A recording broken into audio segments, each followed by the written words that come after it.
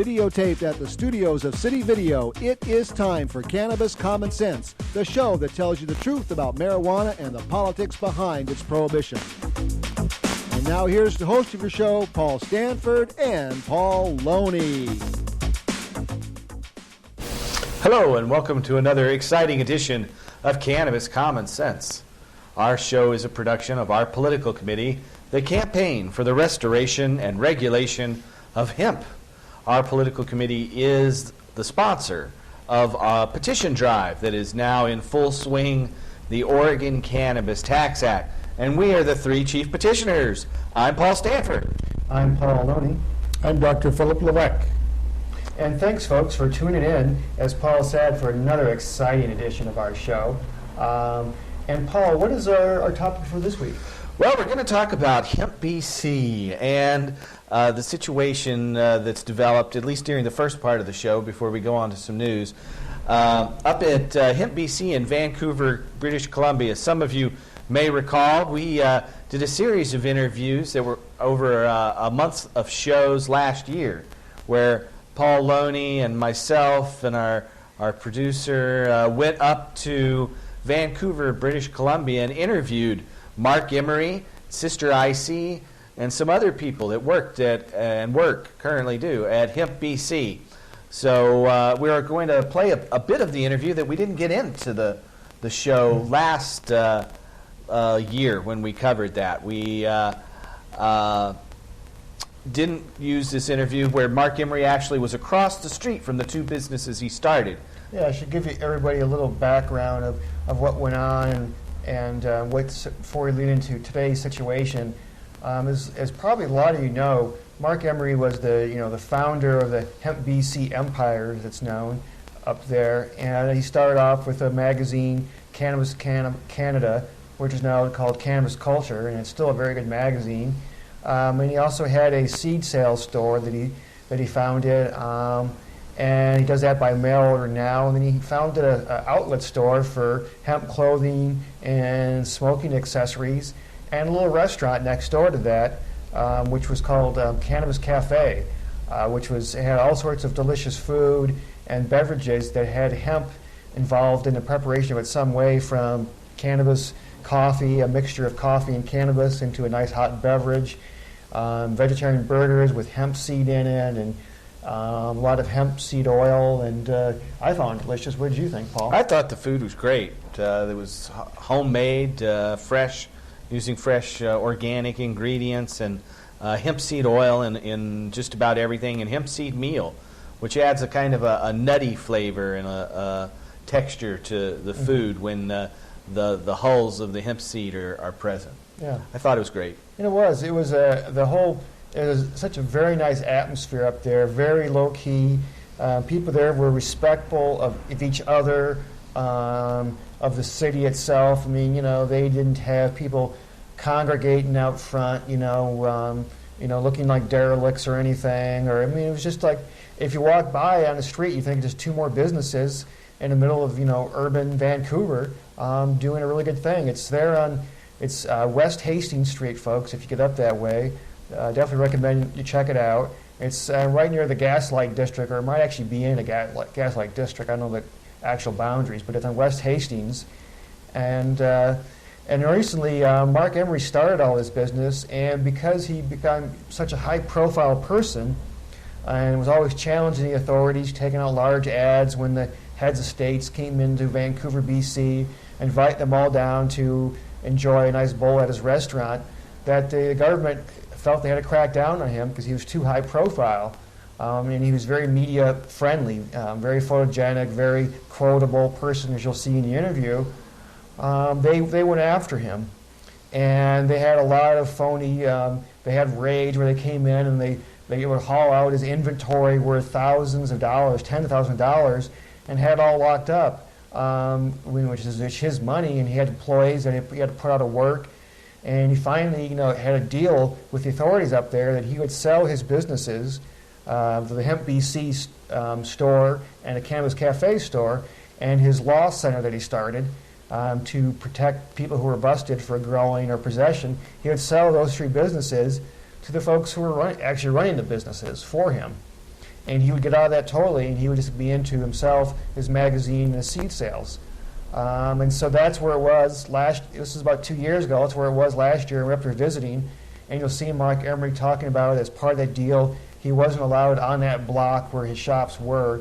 That's why we interviewed him outdoors across the street from there. Exactly. And from that point, Sister Icy took over the Hemp BC store, and I don't remember who was actually running the cafe at that time, but his name was Mark, but I can't recall his last name. But then that's where it was. And then in the meantime, Sister Icy had to apply for a business license since it was a transfer of ownership, and she had a temporary license. And the city said, okay, we're going to make you, go through all these hoops, because even after she came in and took it over, they raided the place twice, claimed there's underage use in there, smoking, and they had to remove the vaporizers from the cafe part of it. And so she was going through a lot of hassle, having to spend a lot of money on hiring lawyers to defend her right to have a legitimate business, selling clothing and smoking accessories. Mm-hmm. And they were still not owned by the same person, but the Cannabis Cafe was next door. While we were there, they just pulled the vaporizers off of each of the tabletops. But they now, at this point, they've made it a members-only club where you have to come in and become a member before you can actually go into the Cannabis Cafe and eat and perhaps smoke there. But right around the corner, there's another store called Little Amsterdam. And since then, they've been busted once.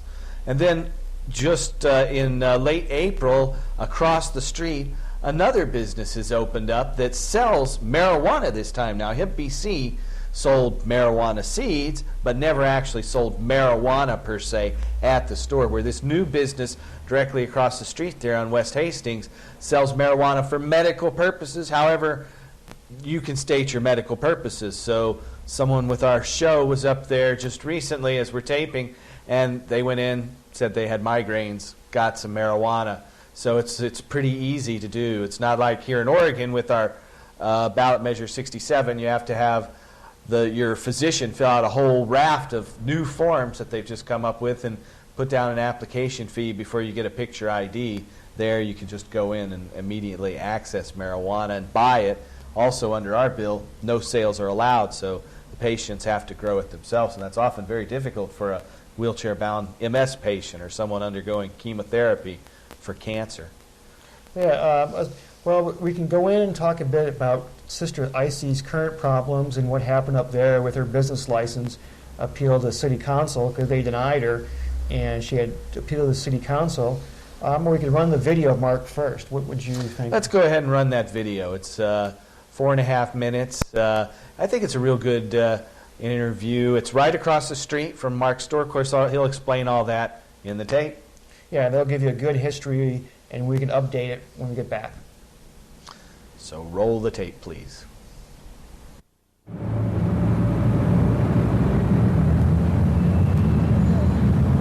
We're here with Mark Emery, across the street from Hemp BC and Cannabis Cafe.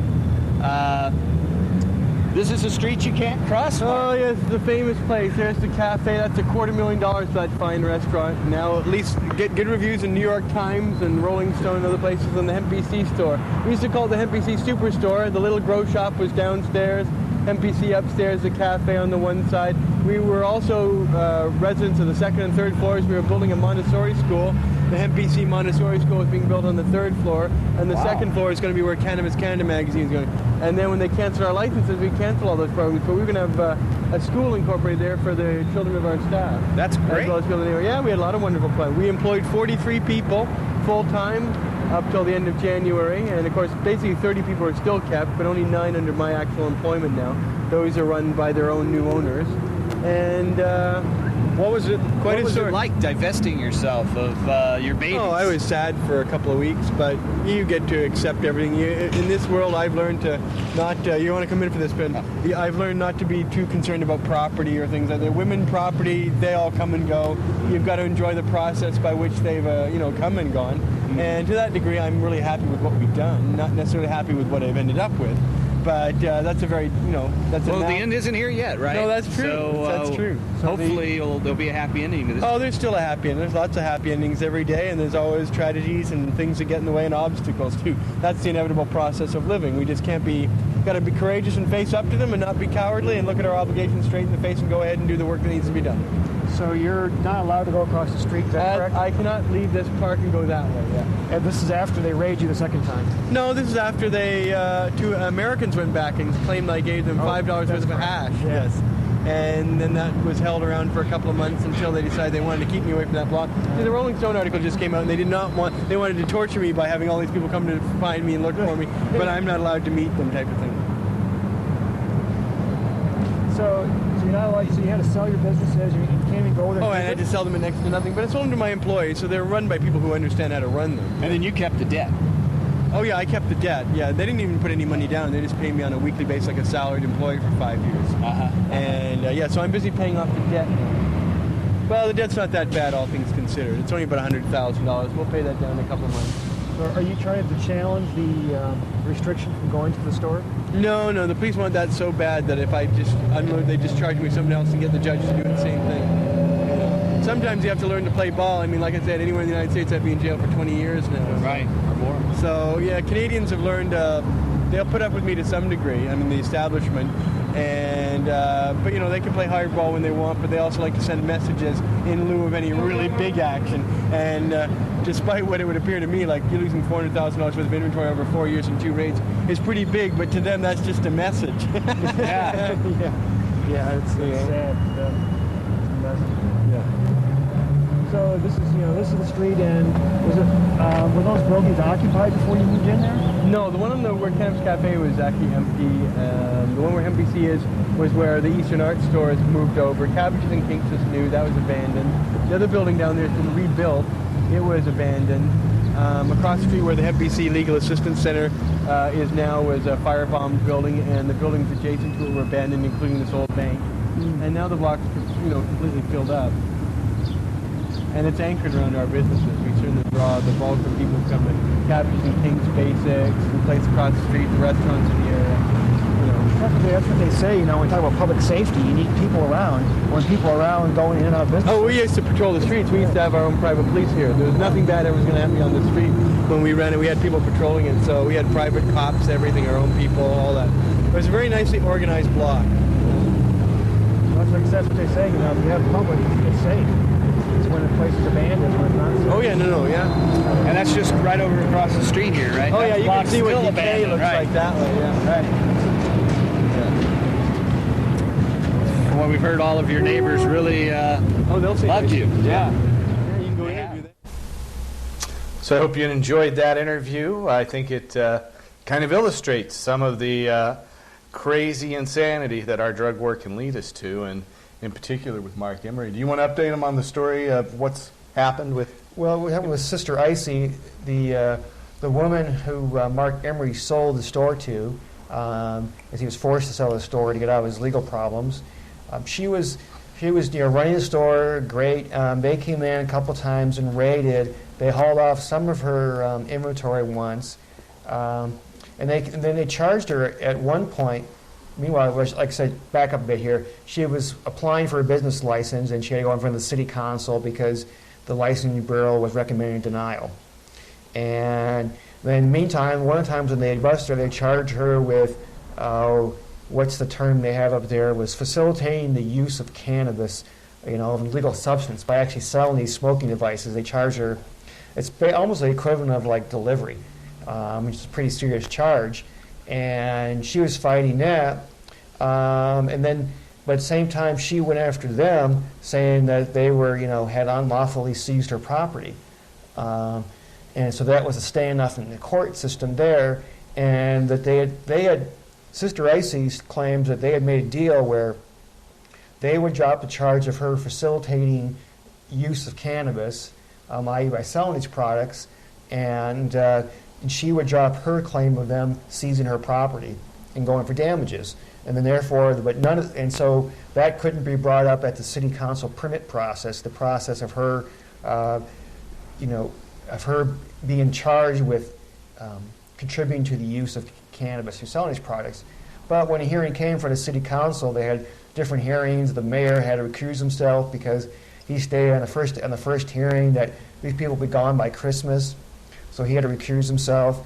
But meanwhile, he was backstage pulling strings for the temporary mayor, the vice mayor, who was sitting there in the chair running the show. They brought all these up, all these charges alleging that she was contributing to the use of cannabis by selling these products.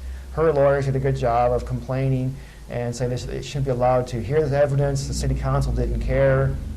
And then they went on, and, the city attorney was saying, bringing up all the old horror stories that we've all heard about through all the years, that cannabis, leads from everything from your hair falling out to murder of innocent children. And finally, even the city council had to cut him off because the city attorney was going so far off the deep end on this.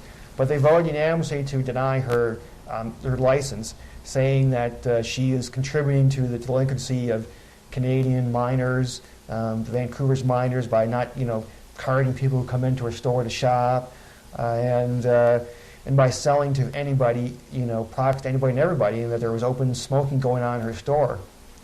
And it was very interesting. It came out at one point that a U.S. Marine and a Royal Canadian Mounted Police went in undercover to the store and were, asking for marijuana in the store, claiming that they had health problems. And they were saying that, therefore, that's one of the reasons that because she was selling to a U.S. Marine and a Royal Canadian Mounted Police, that they should close her down. And so they came after her, and so they voted to deny it. She's appealing now to the court system, and the belief that she can temporarily keep her store open. But if she loses in court, she'll have to sell the store to somebody else, and then they go through all the print process, or they close the store. And meanwhile, she's run up a large legal bill up there, and they use little snippets of her talking about how she uses cannabis to, for her medical problems, and she thinks there's a great medical benefit, and how her children are all healthy.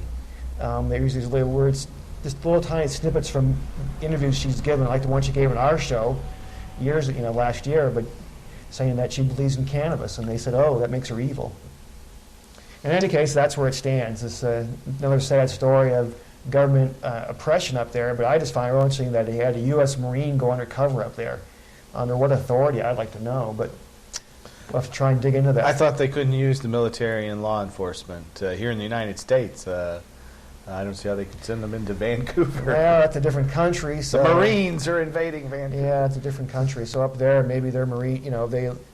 They somehow are trying to claim that they were undermining the U.S. military or something by selling cannabis to folks. I'm not quite sure. I mean, do you think that they'd be up there undermining the U.S. military by selling cannabis to people, or? I think they'd be undermining the U.S. Army or Marine Corps. Undermining that mindset that cannabis is evil? Well, strange thing about it is that cannabis has been used not only as a food product, but also as a medical product for perhaps 5,000 years. And Thomas Jefferson and George Washington grew cannabis in the early days of this country. It was mostly used for making of rope and cloth, but at the same time, I'll bet some of those dudes were smoking some of this stuff because it had been smoked for thousands of years in Asia. There's a paper in Jefferson's papers from Gouverneur Morris. Now, Gouverneur Morris, according to James Madison, who we could call the father of the Constitution, wrote that the style, quote, the style and finish of the U.S. Constitution properly belongs to the pen of Gouverneur Morris, end quote. And Morris, while he was the ambassador to France, just following up after Jefferson was ambassador to France, while Jefferson was Secretary of State for Washington, Morris sent this paper called Notes Respecting Tobacco to Jefferson that he wrote for publication in France. And in that paper, he compared tobacco and cannabis. And the paper was actually discouraging the cultivation of tobacco by the French. But he compared tobacco and cannabis and said, they called it Indian hemp. He said, hemp is at all times to be preferred in a populous country. I don't know why they were comparing tobacco and cannabis, but I have my bias toward thinking it's because they were both smoked, but I don't think anything that I found anyway verifies that. But it's an interesting follow-up on your comment about Jefferson and Washington.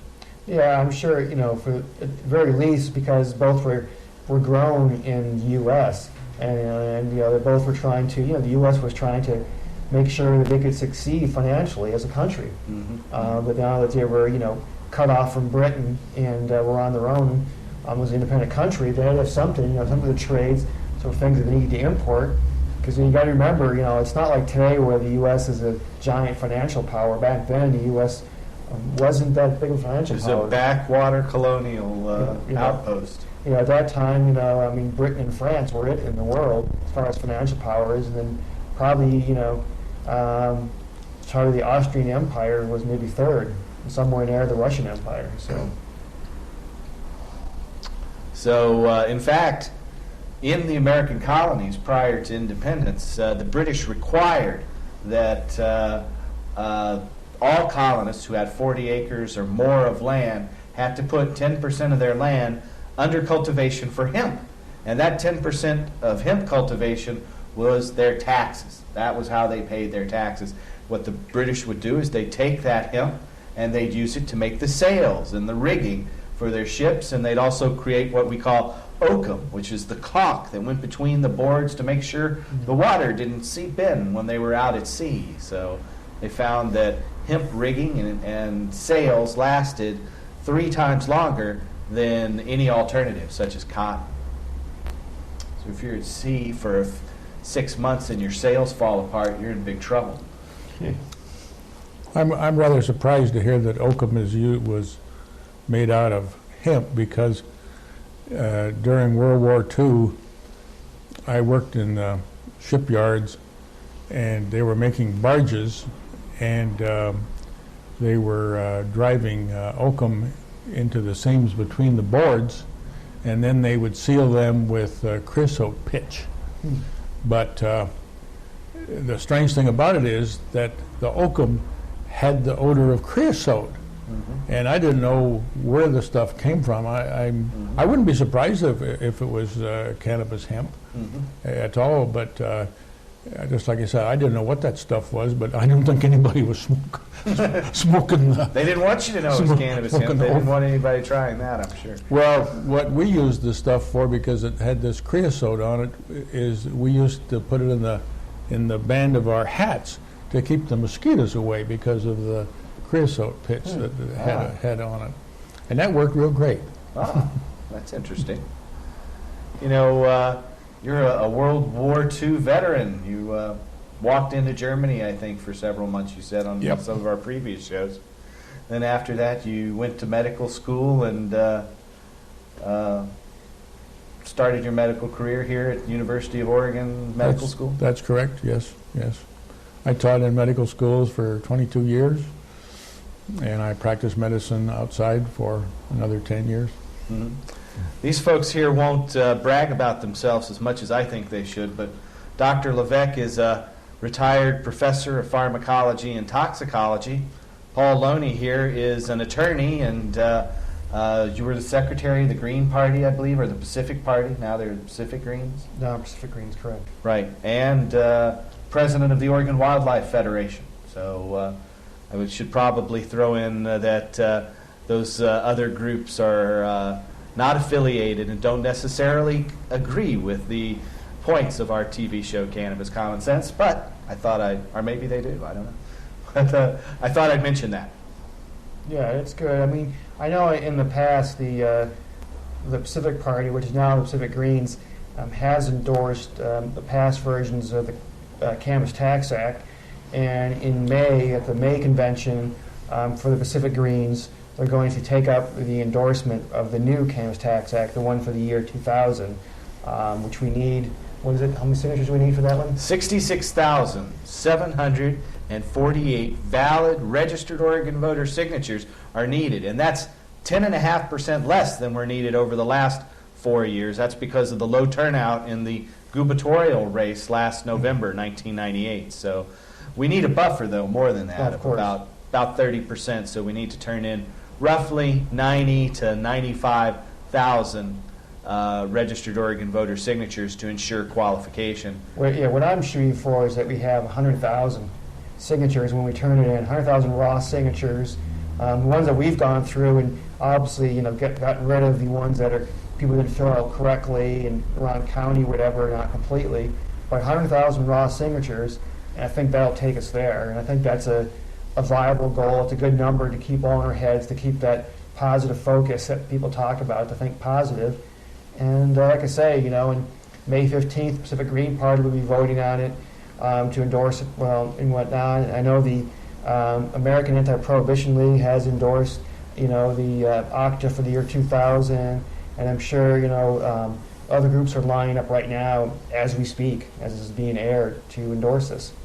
Exactly. Last year we met with the Oregon Retail Liquor Association, and they voted 17-8 to endorse OCTA if we put in a clause that would guarantee them a certain percentage. So we've done that. We've given them a 15% commission on their sales. I think that's a reasonable commission.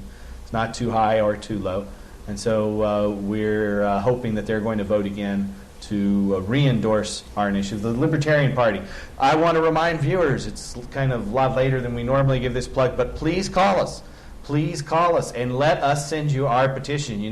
The Oregon Cannabis Tax Act petition will tax and regulate the sale of marijuana to adults in Oregon state liquor stores. It will license farmers to grow the drug for sales to the Oregon Liquor Control Commission. The Oregon Liquor Control Commission will place it in pharmacies in Oregon and potentially other states at cost where it won't be taxed, but then the sales to adults over the age of 21 through state liquor stores will be taxed. We'll also allow adults to grow their own, and the sales of all strains and seeds and starts of cannabis will not be regulated. Finally, it'll also allow farmers without a license to cultivate industrial hemp for canvas, rope, lace, linen, and all the 50,000 plus products that industrial hemp can produce. And just in closing, I think we'll talk about it some more in a future show, but in North Dakota, North Dakota has become the first state to legalize industrial hemp. So let Oregon follow that lead and call us at 235-4606. That's 235-4606.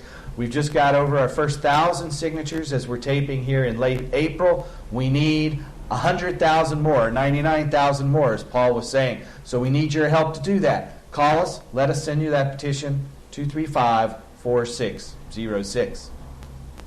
Yep, and come down and see us at the Portland Saturday Market every Saturday, and also at the Eugene Saturday Market if you're watching us in the Eugene area or happen to get down that way. That's two locations where we're always at unless something happens. If it's raining, we're not going to go down and set up because we don't have the rain tarps, and that's not productive.